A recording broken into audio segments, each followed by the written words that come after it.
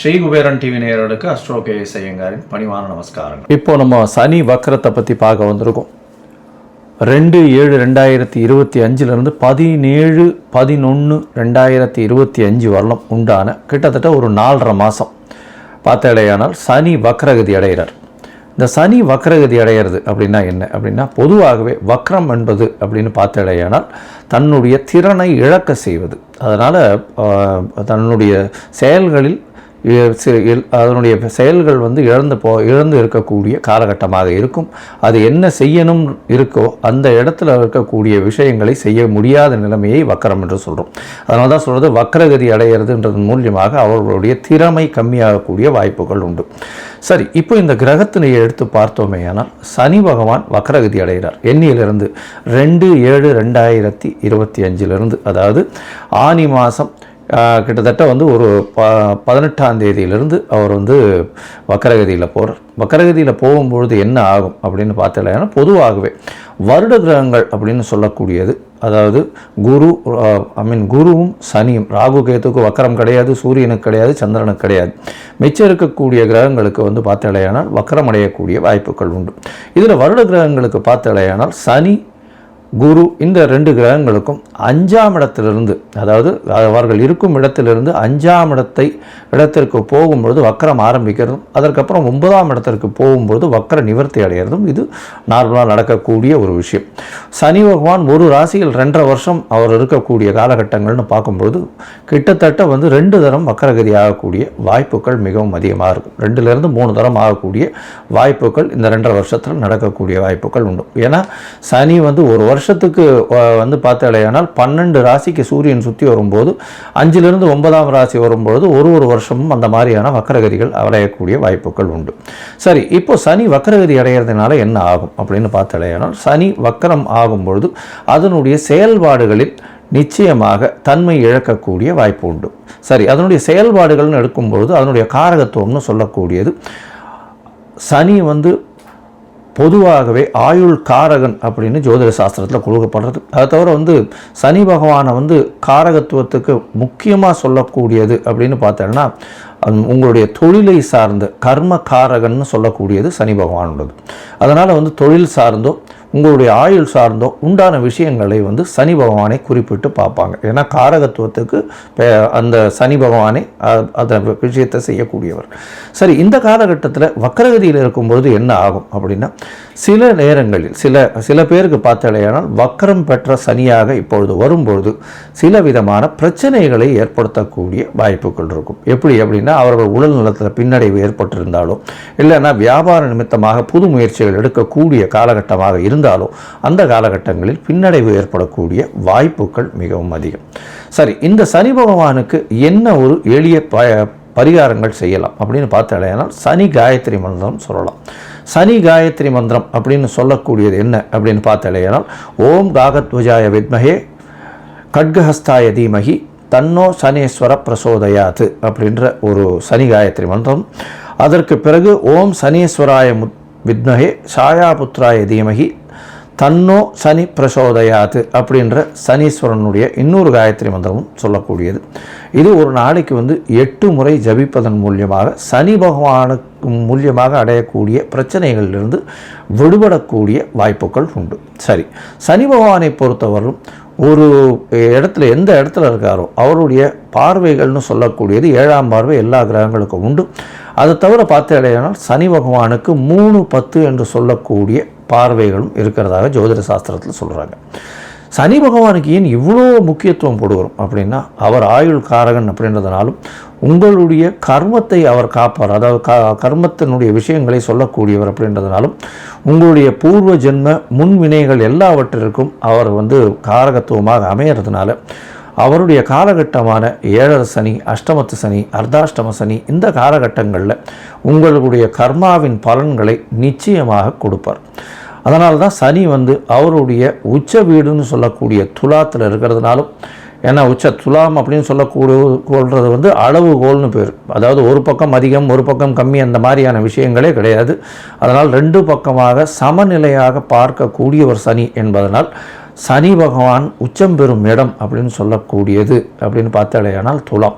அவருடைய ஆட்சி வீடுகள்னு பார்த்தாலேயானால் மகர கும்பம்னு சொல்லக்கூடிய மேற்கு இருக்கக்கூடிய இடமாக சொல்கிறது. சனி பகவானுக்கு பார்த்தாலேயானால் திக்பலம்னு சொல்லக்கூடிய மேற்கில் சக்தி அதிகம். அதாவது இரவு நேரங்களில் பிறந்த குழந்தைகளுக்கு சனியின் மூலியமாக அதீதமான ஆற்றல் இருக்கக்கூடிய வாய்ப்புகள் உண்டு. சரி, சனி பகவானுக்கு உண்டான மரம்னு சொல்லக்கூடியது வன்னி மரம் சொல்லுவாள். சனி பகவானுக்கு உண்டான பழங்கள் மாதுளம்பழம், பேரிச்சம்பழம் அப்படின்னு சொல்லக்கூடியது, உலோகங்கள்னு சொல்லக்கூடியது இரும்பு, அது தவிர தோல் சம்பந்தம், இதெல்லாம் சனி பகவானுக்கு உண்டானது. அதாவது தோலில் பண்ணக்கூடிய பொருட்கள். அதே மாதிரி கீழ்த்தட்டு வேலைகள் செய்பவர்கள், அதாவது கீழ்த்தட்டு வேலைகள் செய்வர்கள்னால் இந்த துப்புரவு பணியாளர்கள், இவங்களுக்கெல்லாம் துப்புரவு பணியாளர்கள், அது தவிர இந்த உடல் வேலை செய்பவர்கள், உடல் வலிமை வேலைகள் செய்பவர்கள், அதாவது வீடு இடிக்கிறது அந்த மாதிரியான விஷயங்கள் செய்பவர்கள், இவர்களுக்கெல்லாம் சனியின் தாக்கம் அதிகமாக இருக்கும். சனியின் மூலியமே வேலை மாறுதல்கள், வேலையில் ஏற்றங்கள், அது தவிர கீழ்த்தட்டு மக்களை இழுப்பது, அரசியல் செல்வாக்கு பெறுவது, இது எல்லாமே சனியினுடைய வேலையாகவே இருக்கும். ரெவல்யூஷனரி லீடர்ஸ் உருவாகக்கூடிய வாய்ப்புகளும் இந்த சனியின் மூலியமாகவே உருவாகுது. சனியை பொறுத்தவர்களும் பார்த்தாலேயானால் ஒரு பெரிய அரசியல் மாற்றங்களை ஏற்படுத்தக்கூடிய விஷயங்களை அவர் செய்யக்கூடும்.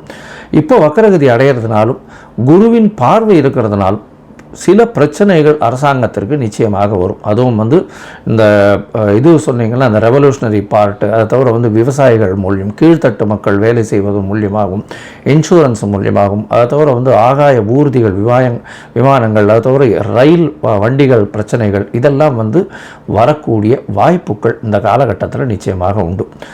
சரி, இப்போ ஒரு ராசியாக மேஷம் முதல் மீனம் வரை இந்த சனியினுடைய வக்கரகதி என்ன ஆறுதுன்றதை பார்க்கலாம். இந்த சனி வக்கரம் பார்த்தாலேயானால் பூரட்டாதி 3ஆம் பாதத்தில் இந்த சனி வக்கரகதி ஆரம்பிக்கிறது. பூரட்டாதி 2ஆம் பாதம் 1ஆம் பாதம் போயிட்டு திருப்பி வக்கர நிவர்த்தி ஆகுது. அது கார்த்திகை மாதம் 2ஆம் தேதி, அது கார்த்திகை 1ஆம் தேதி நினைக்கிறேன், 17/11/2025 அன்னைக்கு வக்கர நிவர்த்தி அடைகிறார். இந்த காலகட்டங்களில் மேஷம் முதல் மீனம் வரை ஒரு ராசியாக என்ன ஒரு மாற்றங்கள் ஏற்றங்கள் இருக்கும் அப்படின்றத நம்ம நிச்சயமாக பார்க்கலாம். இதற்கு நடுவில் உங்களுக்கு அஸ்ட்ராலாஜிக்கல் கன்சல்ட் தேவைப்பட்டதே ஆனால் நீங்கள் எனக்கு ஃபோன் பண்ணுங்க, உங்களுக்கு அப்பாயின்மெண்ட்டு தரேன். என்னுடைய கட்டணங்கள் என்ன அப்படின்றத சொல்கிறேன், அதை போட்டுட்டு உங்களுடைய அப்பாயின்மெண்ட்டை ஃபிக்ஸ் பண்ணிக்கோங்க. சந்தி, அதாவது நான் பார்த்த ஜாதகங்கள்லேயே நிறைய சந்தி இருக்கக்கூடிய ஜாதகம், அதாவது மிருகசீரிஷம் 2ஆம் பாதம்னு சொல்லிட்டுருப்பா, 3ஆம் பாதமாக இருக்கும், லக்ன சந்தி, அதை தவிர நட்சத்திர சந்தி, இந்த மாதிரியான சந்தி இருக்கிறதுனால என்ன ஆகும் அப்படின்னா, அவள் ரிஷபராசிக்காராக நினச்சின்னு இருப்பா, மிதுன ராசியில் இருப்பாள். அதே மாதிரி துலா ராசி நினச்சின்னு இருப்பா, அவள் விருச்சிக ராசியில் இருப்பாள், விசாக நட்சத்திரத்தில். இந்த மாதிரியான மாறுதல்கள் மிகவும் அதிகமாக இருக்கும். முதல்ல உங்கள் ஜாதகத்தை போட்டு அதற்கு பிறகு உங்களுடைய ஜாதகத்தின் மூலியமாக இப்பொழுது நடக்கக்கூடிய தசாபுக்தி அந்தரம் சூக்ஷ்மம் எப்படி இருக்குன்றதை பார்த்துட்டு அதற்கு பிறகு உங்களுக்கு உண்டான பலன்களை சொல்லணும். அதுக்கு அப்பாயின்மெண்ட் ஃபிக்ஸ் பண்ணி தரேன்.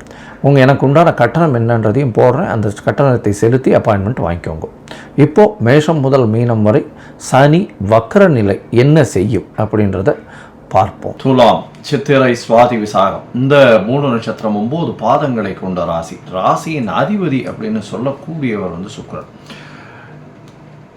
இப்போ உங்களுடைய ராசிக்கு 5ஆம் இடத்துல இருக்கக்கூடிய சனி பகவான் வக்கரகதியில் அதே ராசியிலேயே வக்கரகதி அடைகிறார். இப்போ பார்த்தோம்னா 2/7/2025 11/7/2025 வரும் கிட்டத்தட்ட ஒரு 4.5 மாதத்துக்கு சனி பகவான் வக்கரகதியில் போகிறார். இந்த வக்கரகதியில் போகும்போது பார்த்தீங்கன்னா உங்களுக்கு என்னென்ன பலன்கள் வரும் அப்படின்றத பார்க்கும்பொழுது தந்தையின் மூலியமாக அனுகூலம் வரக்கூடிய வாய்ப்புகள் நிச்சயமாக உண்டு. உங்களுடைய புகழ் அந்தஸ்து கௌரவம்லாம் வரக்கூடிய அதிகமாக ஏறக்கூடிய வாய்ப்புகள் நிச்சயமாக இருக்கும். முதல் 1.5 மாதத்தில் பார்த்தீங்கன்னா உங்களுடைய புகழ் அந்தஸ்து கௌரவம் இதெல்லாம் ரொம்ப அதிகமாக இருக்கக்கூடிய காலகட்டமாக இருக்கும். இடப்பெயர்ச்சி வரும், இடப்பெயர்ச்சி இருக்கும். வெளியூர், வெளிமாநிலம், வெளிநாடு போகக்கூடிய காலகட்டங்களாக நிச்சயமாக அமையும்.